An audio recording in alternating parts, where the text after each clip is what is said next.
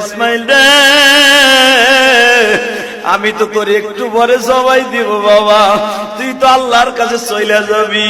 আমার মালিক রিজায়া বলিস, ও মালিক তোমার সন্তুষ্ট করার জন্য আমার বাবা 3টা সুমা দিয়ে আমার জবাই দিয়ে দিছে। কত আদর করে বাবাই সুমা দেয়। আজকে যারা বাবারা বেলছ, বাবার সুমার কথা ভুলে যায় না গো বাবা।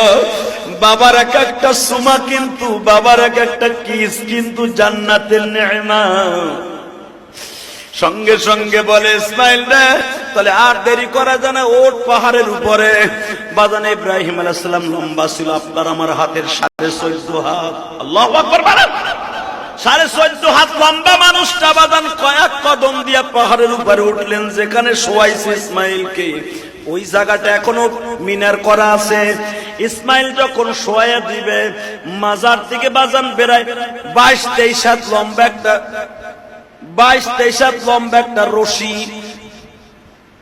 চামড়ার সোবলা দিয়া বানানো বাবা রশি, মাজার থেকে ইসমাইল খুলতাছে ইব্রাহিম। ইসমাইল বলে বাবা রশি দিয়ে কি হবে? বাবা আমি তোরে বাইন্ধালাম। ইসমাইল বলে বাবা ঠিক কথাই কইছেন, এই রশিটা লাগবে। আমার যুবক ভাইরা, ইসমাইলের গাড়িতে জান্নাতে যাইতেছে আসলে ভাই, এখন 2 ফোঁটা পানি দিয়ে বাবার কথা মনে করে করে কান্দ। যখন বললেন বাবা আমার জবাই দেওয়ার আগে মাত্র 3টা কথা তোমার মনে রাখতে হবে। কি? 1 নাম্বার কথা, বাবা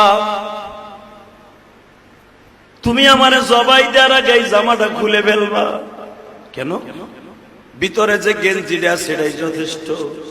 কেন?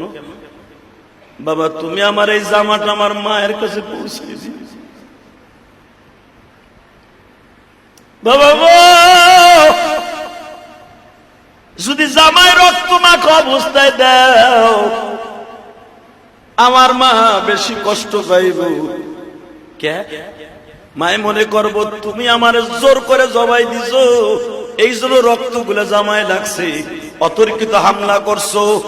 আর যদি তুমি দেখো রিল্যাক্স আমি জামাটা খুলিয়ে দিছি, মায় বুঝতে পারবে আমার ইসমাইল জবাই দিতে রাজি আছিল। বাবা এই জামাটা কেন আমার মার কাছে দিবা জানো? মা না তোমারে উঠাই দেওয়ার আগে বলছিল 12 বছর পর্যন্ত আমার ইসমাইলের বুকে ছাড়া আমি মা কোনোদিন ঘুমাই নাই। সন্ধ্যার আগে বেলা ডুবার আগে আমার ইসমাইলটা আমার বুকে দিও আল্লাহর বলি। অন্তত আমার জামাটা, এই কুর্তাটাই জুব্বাটা মা যদি পায়, আমার মা বুঝে নিবে আমার ইসমাইল আমার বুকে আছে। বাবা তুমি জানো না, আমার মা একটা দিন কোনদিন পুরাটা রাত্র ঘুমায় না। ইসমাইল রে, আমি তো তোর